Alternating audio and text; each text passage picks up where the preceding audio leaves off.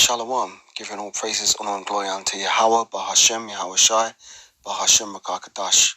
Double honors unto the elders and apostles of Great Millstone of all world, and shalom to all the Akim that be listening and learning, and all those who be teaching this word with faith and truth and sincerity. I'm the brother Caleb from the GMS England London Forecasters Camp, back for another lesson to help edify the Lord's elect. I always like to begin my lessons by saying that we are the real Hebrew Israelites. And the real Israelites, these so-called Negroes, Latinos, Hispanics, Native Americans, West Indians, and West Africans predominantly. But you will find Israelites that look like the other nations, because we as a people have been scattered amongst all the nations, start of various captivities. But if your seed line by your forefathers goes back to the man in the Bible that was named Israel, then you too are an Israelite, no matter what you may look like. Because the book of Numbers chapter 1 and verse 18 states that your nationality is determined by the lineage of your forefathers. So I just was looking for an article to do a lesson on, and this popped up. I found it very interesting, and it will serve as a cautionary tale for some of the women who may be listening and learning and obviously taking heed to this word, because judgment is about to be unleashed on this place. And this type of article I'm going to read here, this happens every so often, right now. But when shit hits the fan, when this society completely breaks down, this type of shit is going to become a lot more commonplace. So let's read it. It says, this is from the Daily Mirror. It says, a sick killer bit off parts of a woman's face and beat her to death in her own home. Rawdon Ibbotson, 32, inflicted more than 90 injuries, including multiple fractures, a bleed to the brain, and internal injuries. In the attack on June the 6th last year, Leeds Crown Court heard. So that'd be the 6th day of the 6th month last year, 6th of the 6th, 2022. Okay. So it says, a sick killer who bit off parts of a woman's face, sexually assaulted and then beat her to death in her own home has been jailed for life. Again, no need for me to say this for those of you who are familiar with these lessons, but I'll say this. If this man murdered that woman, putting him in prison for life is not the correct judgment, because according to the scriptures, the law for murder is for the person to be put to death. But Esau doesn't do things according to the law of the Most High. That's why there's so much poor judgment and wickedness running rampant on the earth. But let's read it. Warden Ibbotson, 32, spent more than an hour viciously attacking and strangling his neighbor, Jennifer Andrews, 35, who he had become obsessed with. So this guy lived next door. Well, maybe not next door, but in a close vicinity as a neighbor. And he obviously saw this woman going about her life day after day after day. And I'm guessing this dude probably was a curtain twitcher. Probably sitting at the fucking window or whatever, waiting to see when she goes to work and when she comes home, watching and obsessing over her. Which is just, needless to say, creepy. But the thing is, the Most High put this spirit on this man to attack this woman for whatever reason.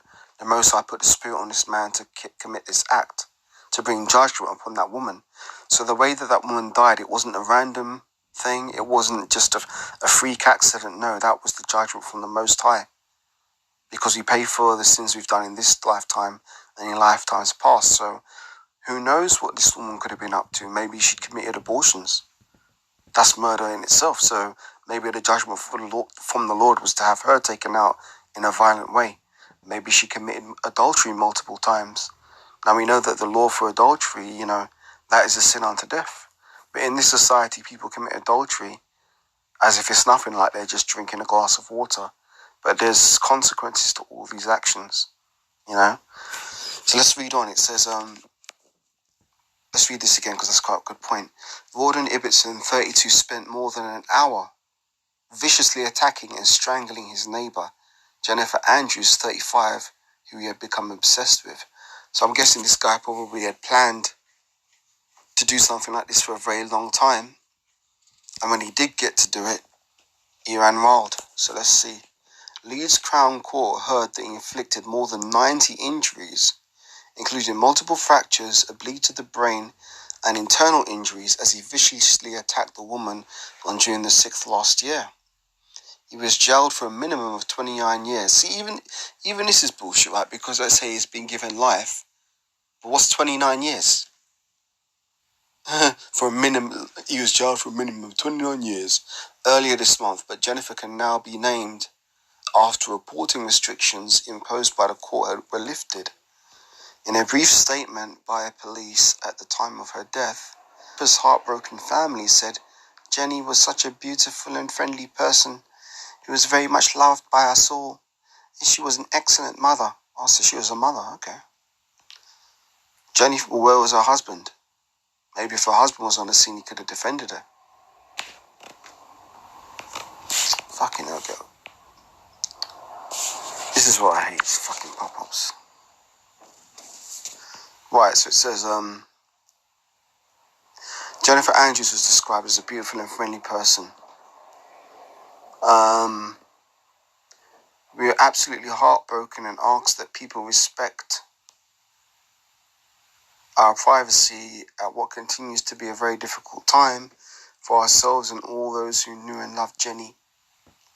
Ibbotson, who lived opposite Jennifer, bombarded her with text messages as he wanted a relationship with her, the court was told, and knew it. So she obviously had rejected his advances, and this guy went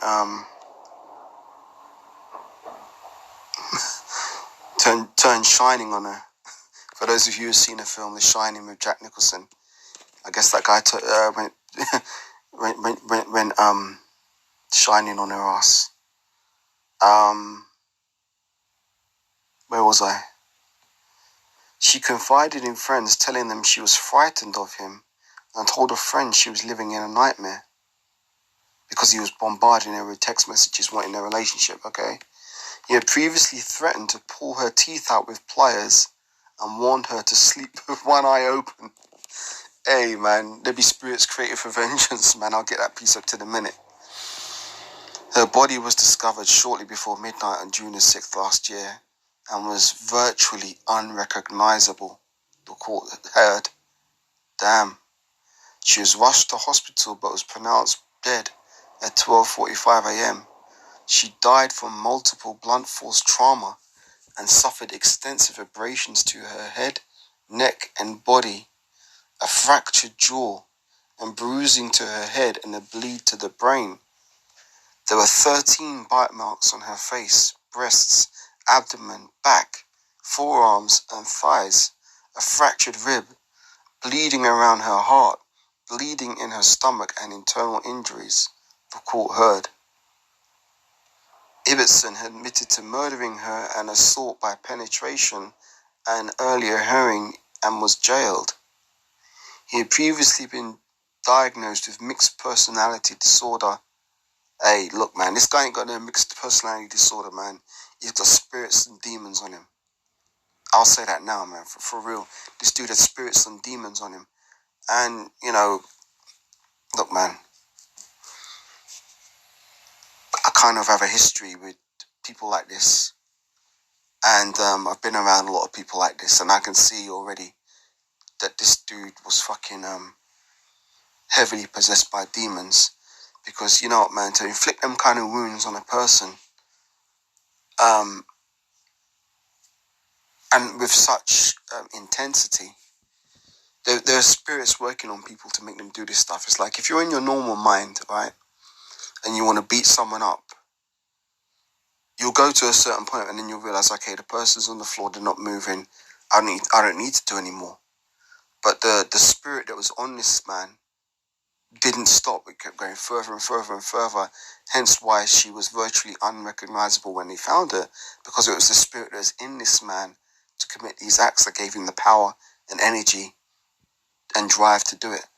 And also it says here, right, he had been previously diagnosed with mixed personality disorder, so meaning he had different spirits inhabiting his vessel, and it was made worse by his use of alcohol and drugs. And that's true, because that can open you up further to more spirits. Hence what I call certain types of alcohol spirits, because that can open you up more to spirits that are out there, and if you're open to certain things, they'll come into your vessel and dwell. Now, obviously, that's not to say that drinking is wrong. You can drink in moderation. We know that the Lord Yahushua drank, and the scriptures say, "Give strong drink to him that is ready to perish."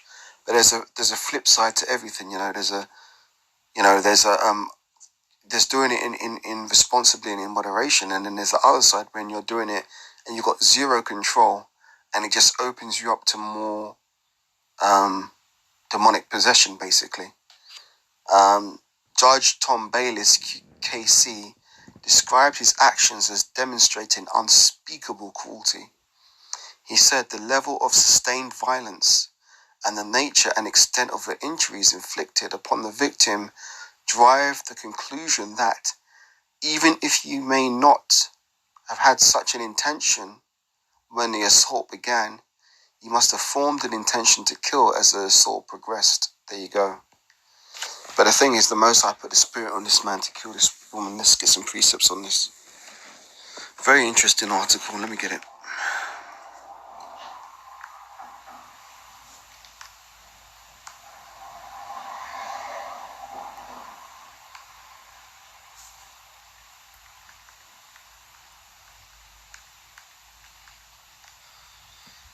This is Sirach 39 and verse 28.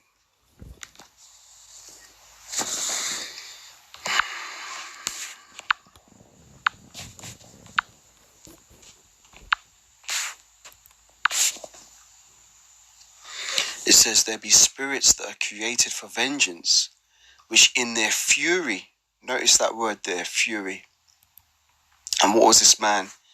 He was furious, and he let out his fury and his frustrations on this woman who had turned down his advances, and obviously he'd been living as a neighbor, watching her day in, day out, stalking her. Eventually got to the point where he cut loose, and that was the end of this woman. It reminds me of that film. Is it the second Purge film? Yeah, I believe it's the second Purge film where you've got that Northern Kingdom Jake, who's at the start of the film, she's working in a coffee shop and she lives with her daughter and her father in a flat. And on the night of the purge, she's going in her house and you see one of her neighbors on the downstairs floors. He's like, "Oh, you need any help or whatever?" And she's like, "No, I'm okay, thanks." He's like, "Okay, good, whatever." She goes to her flat, But when that purge siren starts to ring, guess who's the first one at her door with a fucking shotgun looking to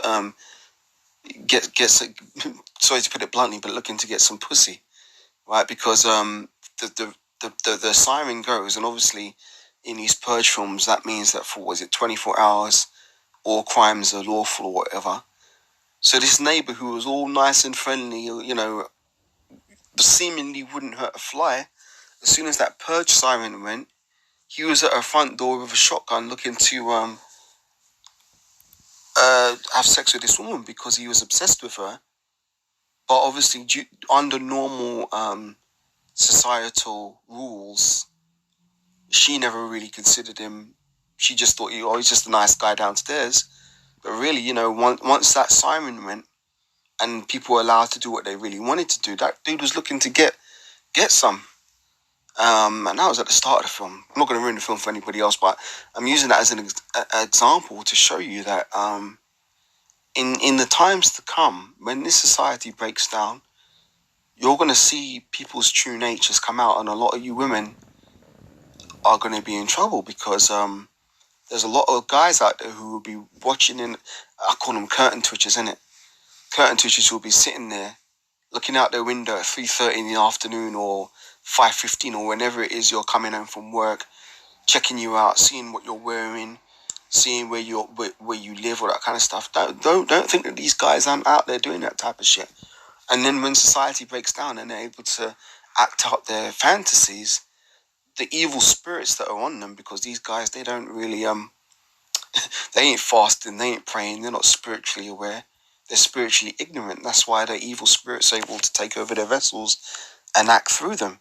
But really, it's all from the Most High anyway, because it's the Most High who controls the minds of men and sets spirits on certain people. So let me read this again. It says, Sirach 39:28, there be spirits created for vengeance, which in their fury lay on sore strokes, and in the time of destruction they pour out their force and appease the wrath of him that made them. Yeah. When we read on, there's more. Fire and hail, famine and death, all these are created for vengeance. Teeth of wild beasts. I heard of a lot of stories of women being mauled to death by dogs recently. Sometimes even their own dogs mauling them to death, some of these Edomite women. Teeth of wild beasts and scorpions and serpents and the sword, punishing the wicked to destruction. So, and it says they shall rejoice in his commandment, and they shall be ready upon the earth. When need is, and when their time is come, they shall not transgress his word. So all these things were set up in the spirit. This guy being her neighbor, it was all set up through the spirit. Like, this woman lived her life, she probably went on holiday a couple of times, went all these various journeys, worked all these different jobs, but guess what? Every one of her footsteps was numbered, and the Most High made sure that she ended up living on that street, and that man would be living opposite her. The Most High set this up in the spirit. The scriptures say that man's goings of the Lord. How then can a man understand his own way? So everything that happened to this woman was destined to end this way, unfortunately. But as the scriptures in Job says, whoever perished being innocent, or were the righteous cut off. Which is why I'd like to entitle this video as a cautionary tale for some of you women out there. Not all women, because I know there's some women who are trying to do the right thing in this truth, and they're humbling down and taking heed unto the word of the Lord. But this is all the more reason to do so, because when shit hits the fan, you're going to need twofold protection, you women. You're going to need the Spirit of the Lord to be with you, and you're going to need a man of the Lord to be with you. The scriptures say the woman shall be saved in childbearing if they continue in holiness and sobriety. So all this fucking feminist foolishness of women don't need a man. I mean, come on, what kind of fucking stupidness is this, man? There's two genders, right? And you're going to tell me one gender don't need the other. No, man, the Most High created each in its order. The man is the head, the woman is supposed to follow the man. But feminism turns that all upside down. But guess what? This woman's death, feminism is responsible for shit like this, because if this woman was in the house of her father, he'd have been able to protect her. If this woman was in the house of her husband, he'd have been able to protect her. But she was relying on the system, relying on Esau's police. But hey, you know what, man? When the judgment of the Lord comes, Esau's police can't help you. See, that's why it's good to be on the right side of the Lord and pray that these type of judgments don't befall you. So yeah, man, I could say a lot more about this, but I think I made the point. Actually, there's one other precept I'll get.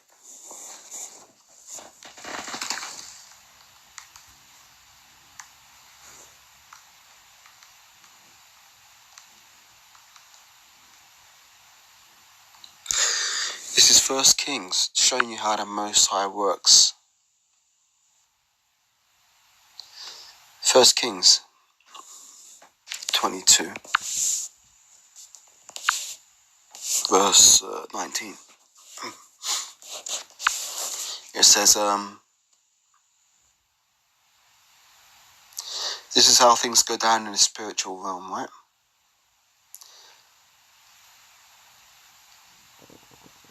It's 1 Kings 22 and verse 19. And he said, hear thou therefore the word of Yahweh.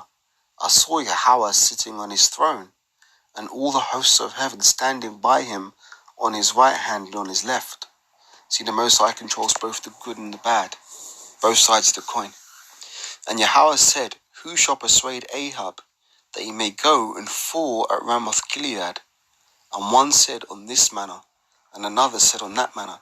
So basically the Most High was having a council, and he was asking which of these spirits would cause Ahab to fall at Ramoth Gilead.